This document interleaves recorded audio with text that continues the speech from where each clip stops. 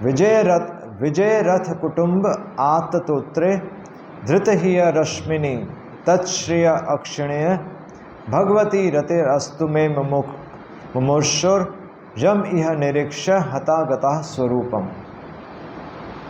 तो यहाँ पर भीष्मदेव कह रहे हैं विजय रथ कुटुंब। तो विजय रथ कुटुंबे, तो विजय किसका नाम था? अर्जुन का नाम। और विजय का रथ, तो अर्जुन जब रथ पे सवार था तो विजय रथ और कुटुंब, तो यहाँ पर भगवान कुटुंब क्यों, मतलब भीष्म पितामह कुटुंब क्यों कह रहे हैं? विजय रथ कुटुंब, कुटुंब का अर्थ क्या होता है? कुटुंब यानी कि परिवार, और कोई अर्थ हो सकता है? हाँ, सारी वस्तुएं। हाँ, मतलब हमसे हमारे जो स्वजन और जो हमारी प्रिय वस्तुएं हैं उसको हम कुटुंब बोलते हैं ना। जो हमारे, जिसको हम संभाल कर रखते हैं उसको कुटुंब बोला जाता है। श्रील प्रभुपाद इसका तात्पर्य बहुत सुंदर प्रभुपाद लिख रहे हैं कि वह वस्तु जिसको हम हर कीमत पे जिसकी रक्षा करना चाहेंगे वो कुटुंब है।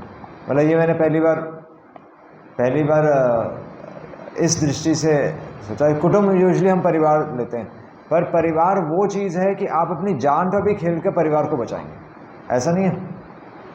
तो अब भगवान का परिवार क्या है? तो यहाँ पर रथ, युद्ध के मैदान के बीच में भगवान जब अर्जुन के रथ को चला रहे हैं तो वास्तव में क्या है? भगवान अपने परिवार की रक्षा कर रहे हैं ये, और एट ऑल रिस्क, सारे खतरों को जूझते हुए भगवान अपने परिवार की रक्षा कर रहे हैं। ये इम्पोर्टेंट है। ऐसा नहीं कि भगवान वहाँ, तो भगवान विष्णु की तरह क्षीर सागर में लेटे भी हो सकते थे और वहाँ से भगवान सोच भी सकते थे, पर नहीं, यहाँ भगवान युद्ध के मैदान के बीच में अपने भक्त की रक्षा कर रहे हैं, और बल्कि भगवान को खुद तीर लग रहे हैं। तो इसलिए भीष्म पितामह, अब यहाँ पर भीष्म पितामह कह रहे हैं कि वास्तव में इसलिए आप ही अपना, तो आप ही वास्तव में अपने कुटुंब की रक्षा करते हैं। विजय रथ कुटुंबे आततोत्रे, और बल्कि कैसे रक्षा कर रहे हैं? चाबुक, आपके एक हाथ में क्या है? घोड़ों को हाँकने के लिए चाबुक है। और क्या है? धृत हिय रश्मिनी, और आपने किसको पकड़ा हुआ है? आप। तो चाबुक से व्यक्ति क्या करता है? कंट्रोल। तो इसलिए भगवान का एक नाम है ईश्वर। और भगवान किसको कंट्रोल करते हैं? घोड़ों को तो यहाँ पर कर रहे हैं। भगवान किसको कंट्रोल करते हैं? हाँ, भगवान कंट्रोल करेंगे तो फिर तो थोड़ा सा वो हो गया ना, थोड़ा सा नेगेटिव में चला जाता है कि भगवान देखो कंट्रोल कर रहे हैं। भगवान तो मेन कंट्रोलर है। पर यहाँ पर लिखा ही है धृत हिय रश्मिनी, तो भगवान घोड़ों को तो कंट्रोल में कर रहे हैं, पर एक्चुअली भगवान कंट्रोल नहीं करते। भगवान अपने भक्तों का रथ चला रहे हैं, भगवान अपने भक्तों का जीवन चला रहे हैं। और ये जो सीन है, ये जो दृश्य है कि भगवान घोड़ों को हाँक रहे हैं, या जिस प्रकार भगवान घोड़ों को तो नियंत्रित किया जाता है, उनको कंट्रोल में रखा जाता है, पर भगवान अपने भक्त का जीवन एक्चुअली तो कंट्रोल नहीं करते। वो किस प्रकार कंट्रोल करते हैं? वो किस प्रकार कंट्रोल करते हैं भगवान अपने भक्तों का जीवन? हाँ, जिस प्रकार माँ बाप अपने बच्चों को कंट्रोल करते हैं, तो भगवान एग्जैक्टली हमारे कर्म फलों को मोल्ड करके, मोल्ड कैसे कहेंगे उनको? शेप को हिंदी में क्या बोलेंगे? आकार। हमारे कर्म, हमारे जो कर्म फल हैं, तो जो हमारे कर्म फल तो बहुत गंभीर जो हमारे कर्म फल आने थे, तो उनको कम कर देते हैं, है ना, ताकि हमें वो विपदाएं ना लगें, और बल्कि हम उनसे प्रेरणा लेकर आगे चलते रहें। तो भगवान इस तरीके से कंट्रोल करते हैं। भगवान अपने भक्तों को हमेशा उत्साह देते हैं और हमेशा उनको गाइड करते हैं, परमात्मा के रूप में, और अंदर से परमात्मा के रूप में, और बाहर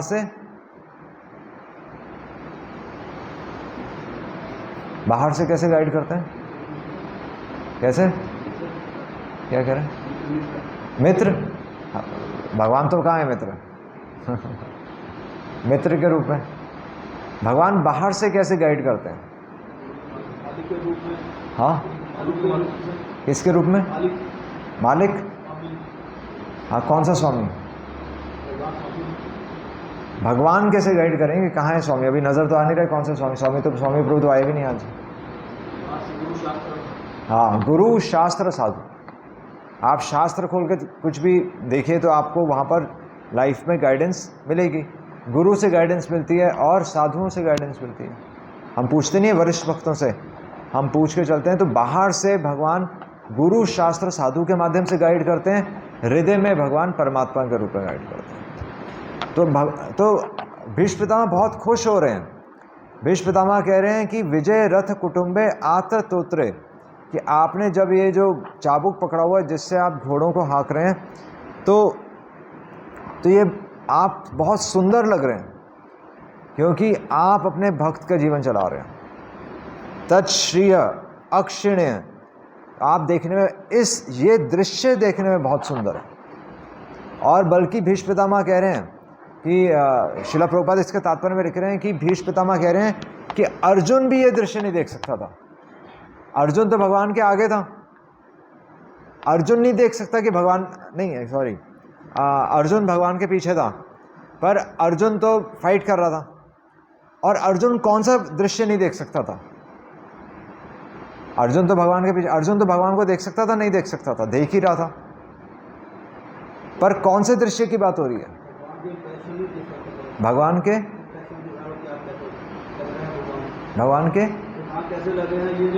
नहीं, भगवान तो ऐसे मुड़कर देख ही सकते थे। जहाँ पर इस परिप्रेक्ष्य में बात सही है, ठीक है, क्योंकि सारथी आगे देखता है, बात सही है। और अर्जुन भगवान को लात मार के बता रहे थे कि इधर लेके जाना, रथ इधर लेके जाना। पर अर्जुन फिर भी एक दृश्य नहीं देख पा रहा था, जो हम भी नहीं देख पा रहे, जो भीष्म पितामह देख पा रहे हैं। कौन सा दृश्य? अभी मैंने बताया, किसी को नहीं समझ आया? परमात्मा, अभी मैंने बताया। भीष्म पितामह यही तो स्तुति गा रहे हैं। भीष्म पितामह भगवान का कुटुंब देख पा रहे हैं। हम भगवान को देखते हैं, समझ रहे हैं? हम भगवान के दर्शन कर रहे हैं, हम कुटुंब नहीं देख रहे। अगर हमारी दृष्टि भगवान के कुटुंब को देखने की होगी तो आप इस मंदिर को देखेंगे, आप भगवान को कभी नहीं देखेंगे। भीष्म पितामह इस मंदिर को देख रहे हैं कि भीष्म पितामह देख रहे हैं, जब भीष्म पितामह इस दरवाजे के बाहर खड़े हैं, देख रहे हैं कि इतने भक्तों का जीवन भगवान चला रहे हैं, इससे बढ़िया दृश्य क्या हो सकता है? हम क्या है? हम मंदिर में आकर भगवान को देखते हैं। और किसको देखते हैं? मेरा जीवन चला गया, मुझ पे कृपा कीजिए। भीष्म पितामह ये नहीं देख, भीष्म पितामह कह रहे हैं आप अर्जुन का रथ चला रहे हैं। समझे? कुटुंब, भगवान का कुटुंब देखना सबसे उत्तम दृश्य है। इसलिए भगवान को कभी हम अकेले नहीं देखते ना। भगवान को राधा रानी के साथ में देखते हैं, भगवान के गोपी जना वल्लभ गिरिवरधारी, भगवान ने गिरिवर, वो देखिए, वो दृश्य देखिए कि भगवान अपने भक्तों को आनंद दे रहे हैं। ये नहीं कि भगवान मुझे आनंद दे रहे हैं, वो तो स्वार्थ वाली दृष्टि हो गई। तो ये करें, ये जो दृश्य है ये अर्जुन नहीं देख पा रहा था। अर्जुन तो फाइट कर रहा था। भीष्म पितामह देख रहे थे कि आप एक्चुअली अर्जुन को गाइड कर रहे हैं। तो ये सबसे वांछित दृश्य है जो कि हमें अपने जीवन में समझना है। और भीष्म पितामह देख पा रहे हैं, हम नहीं देख पा रहे, अभी नहीं देख पा रहे, हमें मानना चाहिए, समझना चाहिए इसको। और इसलिए शिला प्रभुपाद लिख रहे हैं कि तो भीष्म पितामह कह रहे हैं भगवती रतिरस्तु में मुमुर्षो। तो मुमुर्षो यानी कि मैं जब मैं मृत्युशैया पर लेटा हूँ और मैं अपने प्राण छोड़ने वाला हूँ, तो ये दृश्य देखकर मैं संतुष्ट हूँ। ये दृश्य देखकर मैं संतुष्ट हूँ कि आप अपने भक्तों के साथ में है। और कह रहे हैं यम यह निरीक्ष्य, और बल्कि इतना ही नहीं, आप केवल अपने भक्तों के साथ में ही नहीं है, और बल्कि इस दृश्य को देखकर यम यह निरीक्ष्य कि यह इस संसार को, यानी कि वहाँ पर संसार क्या था, दोनों तरफ सेनाएं थी, इस संसार को देखकर आपने क्या किया, यम यह निरीक्ष्य हता गता स्वरूपम, कि जो भी सैनिक मारे गए, हता गता, वो कहाँ चले गए, अपने स्वरूप में सिद्ध हो गए। ये दृश्य, जिस किसी ने इस दृश्य को देखा, समझा, कौन से दृश्य को देखा, भगवान के कुटुंब को देखा, जिसने भगवान को देखा वो नहीं गया, क्योंकि लोग भगवान को देख ही नहीं पा रहे थे, नहीं देख पा रहे थे। भगवान होते हैं सामने, पर हम चिंताओं से घिरे रहते हैं। चिंताम प्रलयंताम, क्या है, चिंताम अपरिमेयाम प्रलयंताम, अपरिमेयाम, इमेजरेबल एंग्जाइटी हमारे जीवन में क्या है, जिसको नाप नहीं सकते। इतनी चिंताएं हैं हमारे जीवन में, पर वो चिंताएं क्यों हैं, क्योंकि हम भगवान का परिवार ही नहीं देख रहे। हमारे जीवन में चाहे जितनी मर्जी चिंताएं हों, भगवान तो खुश हैं, और यही तो चाहिए था। कुंती में रानी भगवान का परिवार देख रही हैं, अर्जुन भगवान का परिवार देख रहे हैं, भीष्म पितामह भगवान का परिवार देख रहे हैं, इसलिए सब खुश हैं।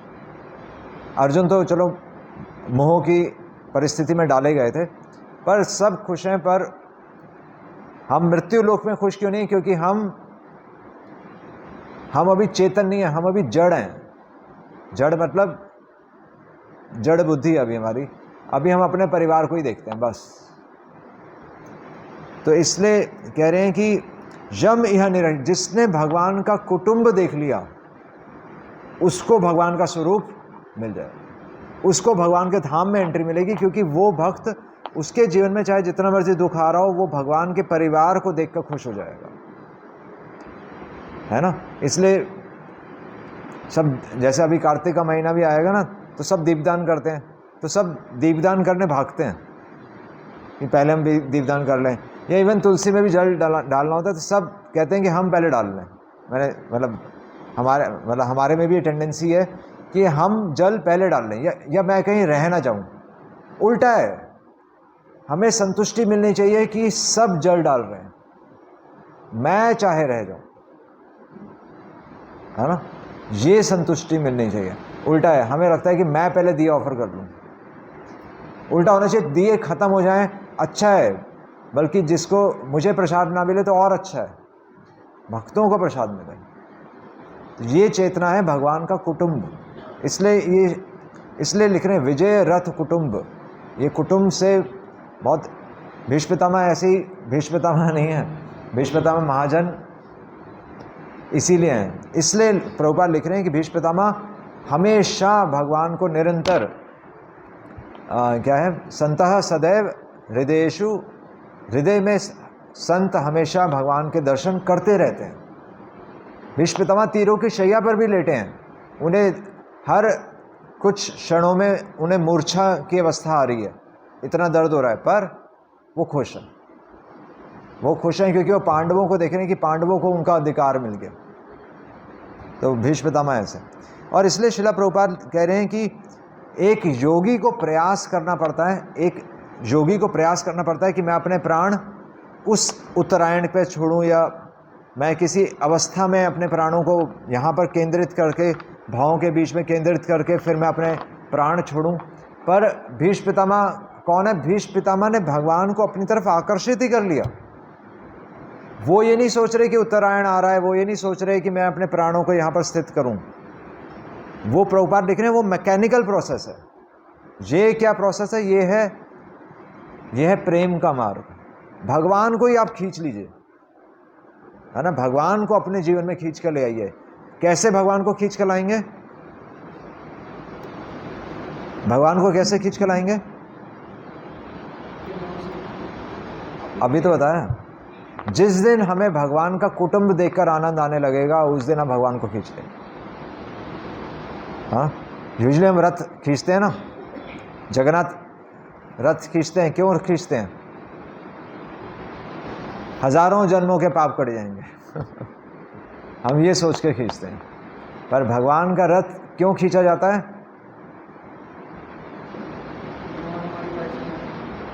हमारी लाइफ नहीं है। हाँ, हम नहीं आना चाहिए, वही तो पॉइंट है। हम आना ही नहीं चाहिए, ना मैं आना चाहिए, ना मेरा धन आना चाहिए, ना कुछ आना चाहिए। हमारा कुछ है ही नहीं। आप तो गेट के बाहर खड़े हैं। हम पिक्चर में नहीं आना चाहिए, ना मैं आना चाहिए। हम रथ क्यों खींचते हैं? कितनी रथ यात्राएं हो गई? हाँ, क्यों आनंद मिलता है? हाँ उनका कुटुंब उनके सामने, तो भगवान को कहाँ लेके जा रहे हैं? हाँ, भगवान को मथुरा से वृंदावन लेके जा रहे हैं, और भगवान वृंदावन वासियों से मिलेंगे, इसलिए भगवान बहुत खुश है। ऐसे ही है ना? हाँ, ऐसा नहीं कि भगवान हमसे मिलेंगे हमारे जीवन में ऐसा कुछ नहीं है कि भगवान खुश हो। हमें तो ख़त्म ही हो जाना चाहिए, बल्कि हम अपना नुकसान ज़्यादा कर रहे हैं। नहीं, ऐसा लग रहा है कि हम भक्ति कर रहे हैं, पर एक्चुअली हम, अगर आप ध्यान से सोचेंगे तो आपको नज़र आ जाएगा कि हम अपना नुकसान कर रहे हैं, क्योंकि हमें लग ही रहा है कि हम भक्ति कर रहे हैं। तो भगवान को उनके भक्तों से मिलाना, ये जीवन की सफलता है। इसी को कहते हैं विजय रथ कुटुंबे, है ना? भगवान को उनके भक्तों से मिलवाना। तो हम तो चलो प्रयास कर रहे हैं, पर हम वैसा बनने का प्रयास कर रहे हैं, पर ऐसा है नहीं। तो इसलिए यहाँ पर लिख रहे हैं कि तो इसलिए प्रभुपाद लिख रहे हैं कि भगवान की विशेष कृपा थी कि भगवान ने वहाँ पर खड़े दोनों तरफ के सैनिकों को उनका स्वरूप दे दिया। पर जिसने भगवान का कुटुंब देखा, ये भी है, ठीक है?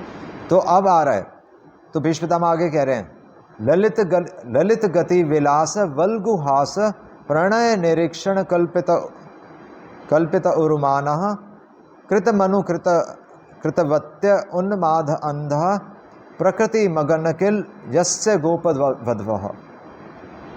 तो अब भीष्म पितामह अब जैसे जैसे स्मरण कर रहे हैं, तो वैसे वैसे उनके एक्सटेसी बढ़ रही है। तो अब भीष्म पितामह क्या कह रहे हैं कि अब मेरा मन कहाँ फिक्स हो, मैं आपके किस रूप पे ध्यान लगा रहा हूँ। तो अब तक भीष्म पितामह युद्ध वीर भक्ति रस में थे, पर भगवान को जिस रूप में देखना चाहते थे, पर भगवान वास्तव में सबसे, ये रस भी अल्टीमेटली माधुर्य भक्ति रस को ही पोषित करता है, क्योंकि भगवान सबसे ज़्यादा आनंद किस रूप में लेते हैं? अपने वृंदावन, जब भगवान अपने सखाओं के साथ, या जब भगवान गोपियों के साथ में होते, तब उस रूप में भगवान सबसे ज़्यादा आनंद का अनुभव कर रहे होते हैं, है ना? क्योंकि टॉप मोस्ट डिवोटीज़ कौन है? गोपियाँ, और गोपियों में भी टॉप मोस्ट डिवोटी है राधा रानी। तो रूप गोस्वामी भी उपदेश अमृत में लिख रहे हैं ना, धीरे धीरे जो 11 श्लोक हैं, तो लास्ट श्लोक में वो यही कह रहे हैं कि राधा कुंड, श्याम कुंड, वहीं की बात हो रही है। तो कह रहे हैं कि ललित गति विलास, ललित यानी कि भगवान आकर्षित लग रहे हैं। और कैसे आकर्षित लग रहे हैं? गति, तो उनकी क्रियाओं से, जो वो मूवमेंट्स कर रहे हैं उनके, तो क्या मूवमेंट्स कर रहे हैं? इस प्रकार भगवान जब ललित गति विलास वल्गुहास, जब भगवान इस प्रकार तो मुस्कुरा रहे हैं, और मुस्कुराकर जो उनके जो हाथों से, और जो अपने जो अलग अलग तरह के वो पोस्चर्स बना रहे हैं। पोस्चर्स को हिंदी में क्या कहते हैं? पोस्चर्स, गेस्चर्स, पता नहीं क्या बोलेंगे। जो हाथों से जो भगवान जो कभी स्माइल पास कर रहे हैं, तो हाथों की जो मूवमेंट्स हैं, उनके शरीर के जो मूवमेंट्स हैं, ललित गति विलास वल्गुहास, प्रणय और बल्कि प्रेम से निरीक्षण, जिस प्रकार देख रहे हैं, तो ऐसी चेतना कल्पित उरुमानः। तो वास्तव में भगवान का गुणगान यही है कि भगवान किस प्रकार अपने भक्तों के जीवन में इन क्रियाओं से हस्तक्षेप करते हैं, अपनी मुस्कुराहट से और प्लानिंग से भक्तों के जीवन में भगवान किस प्रकार हस्तक्षेप करते हैं। तो इन क्रियाओं से भगवान बहुत सुंदर लग रहे हैं। और कह रहे हैं कृत मनु कृतवत्य, कृत मनु, और कह रहे हैं कृतम अनुकृतवत्य। और उनकी जो उनके जो हाथ के जो मोशंस हैं, जो वो स्माइल पास कर रहे हैं, तो गोपियाँ उनके इन मूवमेंट्स को कॉपी करती हैं। हम भागवत में भी हमने पढ़ा, दशम स्कंद में यही आ रहा है कि गोपियाँ भगवान को जिस प्रकार जैसे हम किसी एक्टर को लाइक नहीं करते, आप अमिताभ बच्चन या शाहरुख खान को लाइक करेंगे तो क्या करेंगे, आप उसके ऐसा बोल डायलॉग मारेंगे नहीं। शोले का डायलॉग बड़ा फेमस है, सब शोले का डायलॉग रिपीट करते हैं, तो आनंद आता है। उसी प्रकार गोपियों को आनंद आता है भगवान की क्रियाओं को इमिटेट करने में, उनको कॉपी करने में। और कह रहे हैं कि कृतम वो क्रियाएं, कृतम अनुकृतवत्य यानी कि कॉपी किया। उन्माद अंधः मतलब उन्मद अंधः, तो पागल जैसी अवस्था में गोपियाँ जब पागल हो जाती हैं तो भगवान की क्रियाएं कॉपी करती हैं कि भगवान देखो ऐसे खेल रहे हैं, भगवान ऐसे करते हैं, भगवान ऐसे करते हैं। इससे उनको बहुत आनंद मिलता है। और इससे क्या होता है, प्रकृतिम अगन किल यस्य गोपवधवः, कि गोपियाँ इस प्रकार भगवान की क्रियाओं को कॉपी करके आनंदित होती हैं। और इससे क्या पता चलता है, इससे पता चलता है जब गोपियाँ भगवान को कॉपी कर रही हैं, या जब हम कहते हैं कि जब हम कहते हैं कि भक्त और भगवान एक हो गए, जब गोपियाँ भगवान को कॉपी कर रही हैं तो एक ही हो जाते हैं ना। तो तभी तो भगवान स्वरूप मुक्ति देते हैं। तो मुक्ति में एक सारूप्य मुक्ति भी है ना, कि भगवान, तो हम बिल्कुल जैसे सामीप्य मुक्ति है, सारूप्य मुक्ति है, तो ये सब मुक्ति क्या है कि हम भगवान के बहुत क्लोज जाते जा रहे हैं। ये सब मुक्ति यही है कि भगवान के जैसे रूप हो गया, भगवान के जैसे चतुर्भुज हो गए। तो उद्धव जी तो बिल्कुल आप भगवान से डिफ्रेंशिएट ही नहीं कर सकते उद्धव जी को। तो ये सब क्या है कि हम भगवान के इतने क्लोज हो गए कि आपको भगवान के जैसा रूप ही मिल गया, आपको भगवान के जैसा स्वभाव मिल गया, और भक्त और भगवान एक हो गए। अब भक्त और भगवान एक हो गए, इसका क्या अर्थ है? भक्त और भगवान एक हो गए, इसका क्या अर्थ है? हाँ, क्या फर्क नहीं रहा? तो भक्त भगवान बन गए। हाँ, तो फिर क्या कैसे एक हो गए? हाँ, कि आप जो सोच रहे हैं, मतलब तब ये नहीं होगा कि भगवान जो सोच रहे हैं वो आप सोच रहे हैं, तब उल्टा हो जाएगा। जो आप सोच रहे हैं वो भगवान सोच रहे हैं, उल्टा हो जाएगा। तो प्रभु जी भी बता रहे थे कि आप अपनी इंद्रियों से एंजॉय करना भूल जाएंगे, आप अपनी इंद्रियों से भगवान को एंजॉय देना शुरू कर देंगे। अभी हम अपनी इंद्रियों को रोक रहे हैं, पर तब आप अपनी इंद्रियों को यूज करेंगे। गोपियां अपनी इंद्रियों को यूज कर रही हैं, गोपियां रोक नहीं रही। गोपियां पर वो कब है? वो हाईएस्ट प्लेटफॉर्म है जब आप जो सोचेंगे वो इतना प्योर होगा कि भगवान सोच रहे हैं। तो उस अवस्था को कहते हैं कि भक्त और भगवान एक हो गए। उसका मतलब ये नहीं होता कि हम भगवान में जाकर मिल जाएंगे। और ये चीज़ आप अनुभव भी कर सकते हैं, ये चीज़ आप अनुभव कर सकते हैं, ये चीज़ आप अनुभव कर सकते हैं। आपने अनुभव की भी होगी। जब आप किसी से बहुत ज़्यादा अटैच होते हैं, एक माँ बच्चे से बहुत ज़्यादा अटैच होती है ना, बहुत ज़्यादा, तो माँ को पहले ही पता होता है कि बच्चे को क्या खाना है, कि आज उसका ये खाने का मन कर रहा है, आज उसका ये खाने का मन कर रहा है। ऐसा होता नहीं होता? बताएंगे माता है आप, या पति के बारे में भी, आपको पता है कि उनको अच्छा लगेगा, उनको अच्छा नहीं लगेगा। बच्चे के बारे में पता होता है उसको एड्रेस अच्छी लगेगी, कि मैं जानती हूँ कि बच्चे को एड्रेस अच्छी नहीं लगेगी। तो आप कैसे जानते हैं? आपको पहले से ही पता होता है। और अगर आप किसी की इतनी सेवा करेंगे तो आपको पहले से ही पता होगा कि आप डिसीजंस लेंगे और वो डिसीजन सही होगा। ये आप करके देख सकते हैं, ये वास्तव में ये आप अनुभव कर सकते हैं। और इसकी जो 100%, ये तो हम कुछ परसेंट तक कर सकते हैं, 78% तक हम जा सकते हैं, 78% से आगे नहीं जा सकते। एक जीव तत्व भगवान के समान सिर्फ 78% हो सकता है। और 78% क्या है? ब्रह्मा जी। तो इसलिए ब्रह्मा जी भगवान की सारी बात समझते हैं। तेने ब्रह्म हृदय आदि कव्यम, वहीं से आ रहा है ये, कि ब्रह्मा जी के हृदय में भगवान कैसे बताते हैं। ब्रह्मा जी सब कुछ समझ रहे हैं कि भगवान की इच्छा क्या है। वो यहीं से आ रहा है वो प्लेटफॉर्म। और यहीं पर इसलिए भीष्म पितामह आप किसका स्मरण कर रहे हैं? कि गोपियों का। और गोपियां भगवान को कॉपी कर रही हैं। वो हमारे बाह्य दृष्टि से, हमें आंखों से लग रहा है कि गोपियां भगवान को कभी ऐसे कर रही हैं, कभी ऐसे कर रही हैं, पर एक्चुअली वो भगवान की ऐसे सोचना शुरू कर दिया उन्होंने। तो भगवान का एक गुण क्या है? हमें तो कैसे पता चलेगा कि हम भगवान के पास जा रहे हैं, नहीं जा रहे? कैसे पता चलेगा?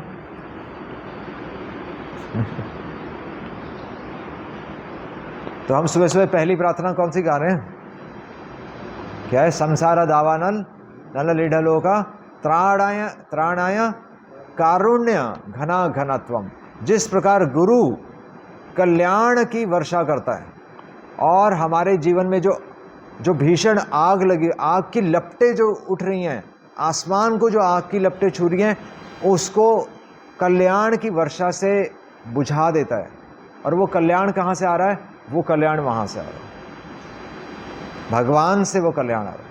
गुरु भगवान के बहुत ज़्यादा क्लोज होता है, इसलिए गुरु भगवान की इच्छा समझ सकता है। इसीलिए महाजना येन कथा सपंथा, महाजन धर्म को समझ सकते हैं क्योंकि वो भगवान की इच्छा समझ रहे हैं। तो यहाँ पर भी यही आ रहा है। इसलिए भीष्म पितामह दुर्योधन के पक्ष से लड़े क्योंकि भगवान की इच्छा थी, सिंपल। और इसलिए कह रहे हैं, प्रभुपाद इसके तात्पर्य में लिख रहे हैं, इसलिए गोपियाँ क्यों हैं? क्योंकि उनके पास अपॉर्चुनिटी को कैसा अवसर, उनके पास असीमित अवसर हैं भगवान की सेवा करने।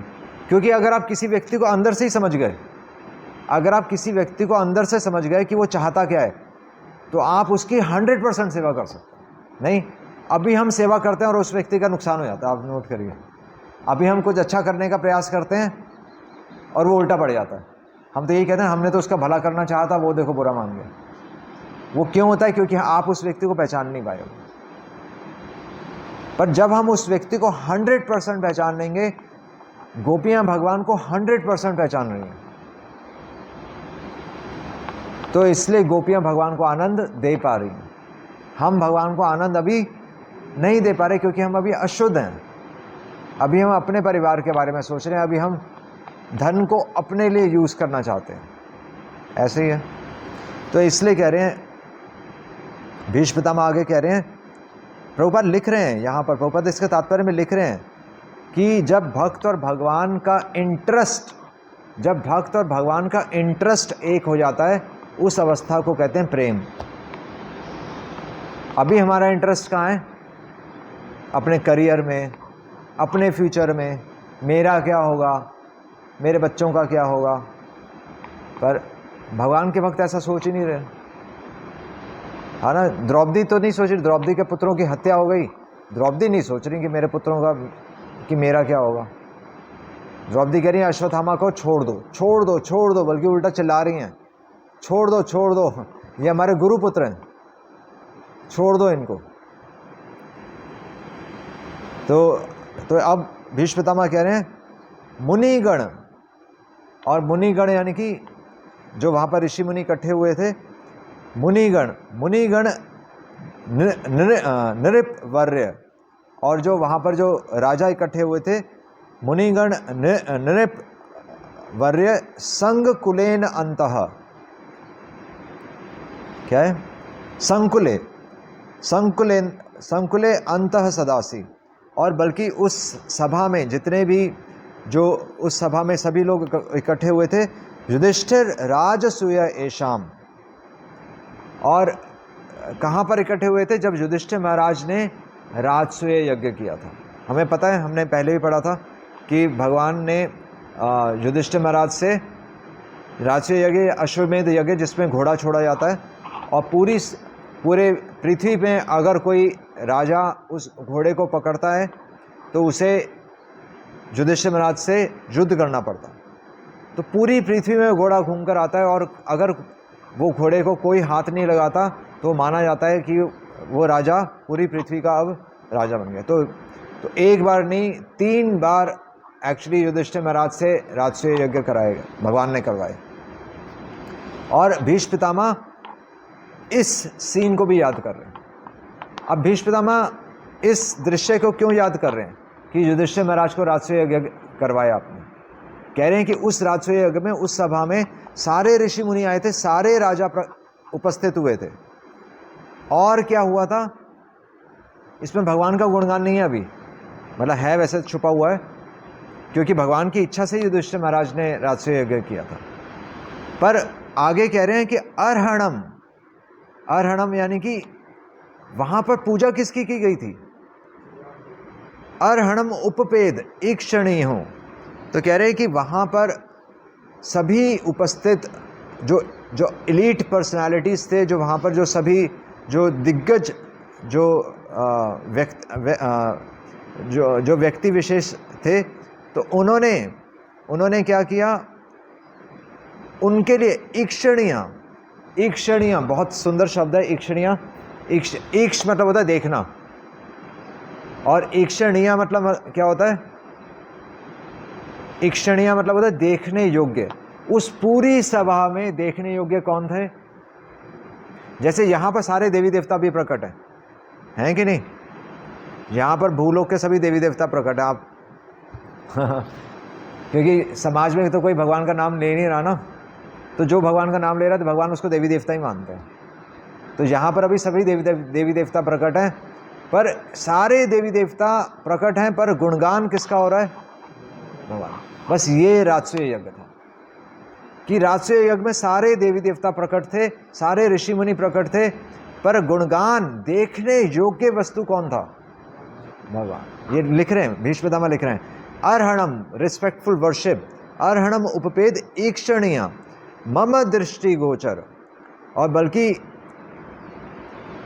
कि मेरी दृष्टि में भी दृष्टि गोचर, कि एक्चुअली मेरी दृष्टि के आगे भी कौन थे? एश अभि आत्मा, कि आत्मा की आत्मा आप ही सबकी दृष्टि में एक रिस्पेक्टफुल, एक पूजनीय वस्तु थे। इस पूरी सभा में राजसूय यज्ञ का दृश्य का क्यों मृत्यु के समय स्मरण कर रहे हैं? क्योंकि उस दृश्य में भगवान स्थापित किया गया।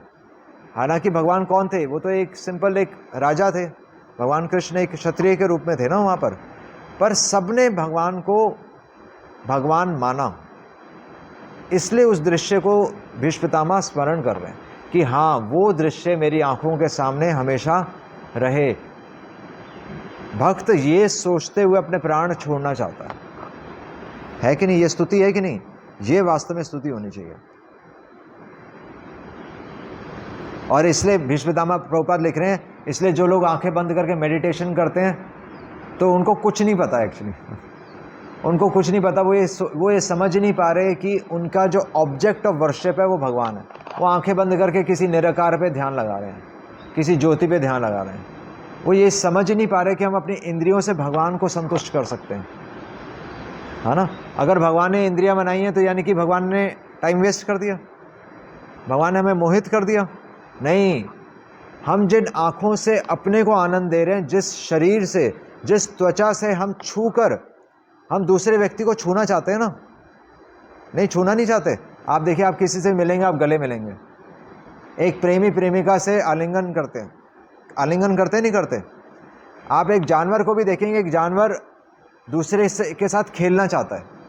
आप बाहर देखेंगे रोड पर, एक छोटा जो बच्चा होता है तो दूसरे पे जंप करता है, सब अकेले अकेले नहीं रह रहे, हर व्यक्ति दूसरे व्यक्ति को छूना चाहता है।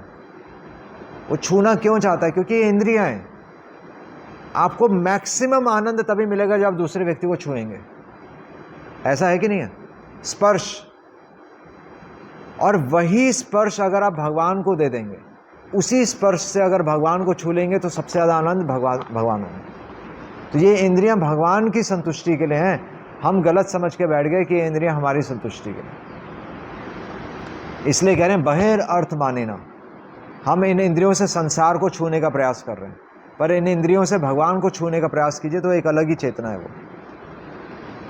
और इसलिए अब भीष्म पितामह कह रहे हैं, लास्ट श्लोक पर सबसे इंपॉर्टेंट श्लोक है, तम इमम अहम अजम। और अब तम आप इमम अब आप अब अहम मेरे सामने अजम जो कि अजन्मे हैं, तो आप मेरे सामने प्रकट हैं। और किस रूप में? बल्कि वही हृदय धिष्टम जो प्रत्येक के हृदय में है, वही जो आप सामने मेरे सामने प्रकट हैं वही सबके हृदय में है। हृदय धिष्टम आत्मकल्पिता नाम, और वही आत्मकल्पिता नाम। तो श्रील प्रभुपाद लिख रहे हैं कि वही आत्मा जो परमात्मा सबके हृदय में है, आत्मकल्पिता नाम। और बल्कि जो मेंटल जो मनोकल्पित जो कवि लोग भी हैं, जो उनके जो विचारों से, जो वो अपनी कल्पना से जो स्मरण कर रहे हैं, वही भगवान आप मेरे सामने प्रकट हैं। प्रतिदृशम एव, और कह रहे हैं कि हर दिशा में बल्कि आप हैं। न